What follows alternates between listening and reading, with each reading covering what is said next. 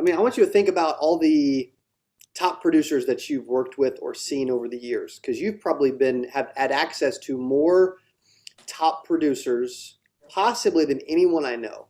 Okay, honestly, in all different types of insurance, by the way, right? Think about all the top producers that know. What did they do that most agents don't do? Like, talk about them as a person. Like, if you had to describe them. Well, I would say the biggest thing that they do that other agents don't do, or maybe don't do well, would be one, network. And in order to network is to find that they're looking for something. They have a purpose in their networking, and they're networking to find a strategic partnership that's going to help them elevate their game, help them elevate their business, right? That's a big part of insurance. Insurance is very much a relationship business. And sometimes spending time networking to get to know other people in the business, what they're doing, what they're up to, sharing what you're doing and what you're up to, people will find opportunities that they can do business together to elevate each other. And I'll give you a perfect example. A guy that I brought up in the Medicare business, I met in 2010, spent 10 years training and working with this guy, helping him understand the business. He was a financial advisor before. He knew insurance, he knew the language. He just didn't know Medicare. So I made sure that to train him and took good care of him and brought him in and helped him kind of grow. And then at some point down the line, he built a relationship with someone that created a strategic partnership opportunity for him that would really elevate his game.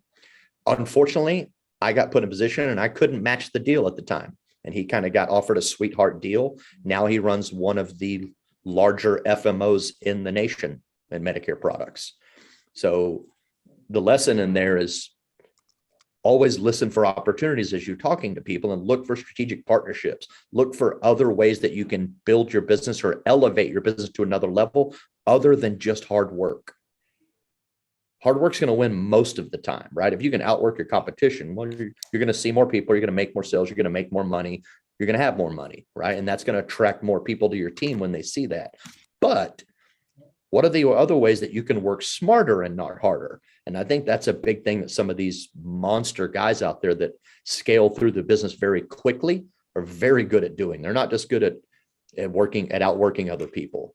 They are much better at out strategizing other people through partnerships and finding areas where they can link up some kind of a partnership that can help them. And that could be anything from finding a better person to get you better contracts so that you're making more money.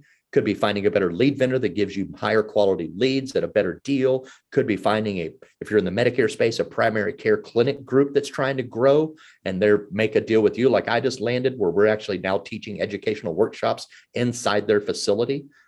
So it helps us. We can ride on their brand. They can ride on ours. We bring in the people. We all get to win. So that gives me a lot more people to talk to. It gives them more people exposed to their clinic. I mean, there's all kinds of strategic partnerships out there in the game, but you have to learn to go look for them and uncover them and listen for the opportunities. And then when you find those opportunities, go all in. Because the more you tackle opportunities, the more will fall in your lap by no effort of your own. It's a really weird thing. And I never expected some of the things that have happened in the last year for me to happen. And all it really was one decision. I took one opportunity to MC a conference for a buddy of mine for free. And next thing I know, I'm on the stage at 8% Nation. I'm on the road tour with Cody. I'm getting invited to MC and speak at other events, all because a group of people saw me take advantage of one opportunity. Like, wow, that guy has some things to say, and we'd like for him to come say them to our audience too. Now my travel schedule is absolutely exploded, and it's got me out there in front of more people. And the reason why, again, because I took an opportunity I took the chance on one opportunity and I went all in on it. And then a whole bunch of stuff just starts falling in your lap. It's kind of strange, but it works that way in every aspect of life and business, I think. So yeah, form that's some cool how partnerships. That's cool how the first one you said I did it for free. Like you didn't expect anything out the gate. Like you knew you had some talent or something to say to people, but hey, you took advantage of that one opportunity for free, and it's led to a lot of other stuff. That's really cool. Absolutely. That's just a piece of Russell Brunson's value ladder right there. right? Give away a little bit of value for free to get them in your door, to get them to take the Tony Merwin experience and see what it's all about. And the next thing they're like, wow, this is the type of experience I might pay for in perpetuity. I mean, dentists used to do that. Anybody ever gotten a piece of mail with free toothpaste and a free toothbrush?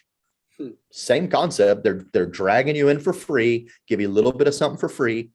And then they try to get you in their office. And next thing you know, you're on a routine maintenance schedule and he's making money off you every 6 months, every quarter. As an agent, you can do that. Think about what you do as an agent. You provide professional services on topics that most people either aren't smart enough to wrap their head around, don't want to take the time to wrap their head around, and they're very much willing to pay for someone that knows that knowledge. So how do you get that in front of people for free? Well, write an ebook, write your own ebook or piece on the topic. Use that as a lead magnet, use that as free value up front to educate people about what you're doing. And then they will start coming back to you more and more and more. An agent that I work with in this business that is brand new to Medicare, truthfully, he's only been doing it. So it's 2021. I met him, I guess, in 2018. No, it's 2022. So yeah, I think I met him in 2018. He's an older fella. And I talk to agents all the time because that's what I do now as a wholesale Medicare products and distribution. So I get calls all the time from agents that have never been in Medicare before, but they've done well in business in other areas. And they're like, dude, I'm going to come in here. I'm going to light it up. I'm the man. I can sell. I can market. I can run teams. And then they don't realize how different and tedious Medicare can be. And, they're out of the business. And usually those guys, when they call and they talk to, I know immediately this guy's never going to make it because he already thinks he knows everything about a topic that he truthfully knows nothing. But this guy came in talking that kind of game, talking about, man, I'm a great marketer. I know how to do that. He's like, I just need someone to teach me Medicare. I'm like, well, if everything you say is true, then I've got the other end of it covered. No problem. I can teach you Medicare in a flash. Well, he knew exactly what he was talking about because he did what I was just saying. He built a marketing system based on giving away some free value to get you in the door. And then through constant engagement and education, you become his customer very quickly. He did it all through an educational direct mail piece that he developed that gets him about a 4% return on direct mail. Does anybody here do direct mail? Is anybody getting 4% return? I'm not, and I cheat. I do bilingual mailers to the Spanish market, which nobody talks to, and I'm getting 2%. This dude's getting 4%. And his isn't even a mail piece that they have to mail back. They get his card, they pick up the phone and they call him. So he's winning twice. One, he's out producing everybody in direct mail with his piece that he designed. Two, he now has the customer calling in. So he's not having to chase his direct mail outbound. He's stimulated them to call in, and that's the best lead you can ever get because he closes 70% of them. And he said, you know what, Tony, I could close more, but I don't like to follow up. No, he did 400 apps. It took him 18 months to get to 400 apps on his own pen. He's going to write 2,000 this year with a team of 6 people, no problem. Hands down. Hands down. Wow. So, I mean, that's that concept of the value ladder pretty easily. Well, you threw it out there. You intrigued us all. Now I'm wondering what the heck he's doing. Yeah. Wish I could tell you. Yeah, for real. But it doesn't take a rocket scientist to figure it out. If we collected, what, 10 grand from the group, 20 grand from the group, we could entice Tony to share. Maybe. Probably not. No. That's awesome though. That's crazy. What do you look for? Because you work with a ton of agents. What do you look for when you're working with people? Because you don't work with everybody.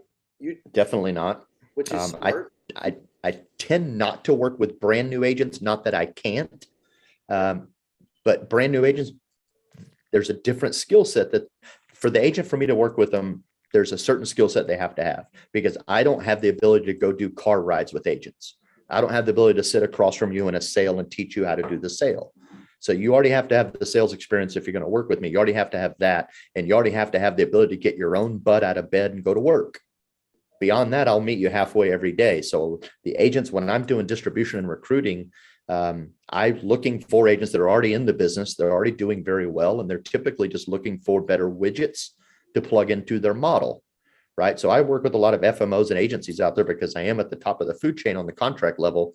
That opens up. I can work with anybody. I can work with the independent agent. I can work with the top level FMOs because I have their contracts to give them. So I'm generally looking for targeting people that are already in the business. They already know what they're doing. They just need a better product, better widget, a better Tony Merwin on the other side of the phone line to help them out.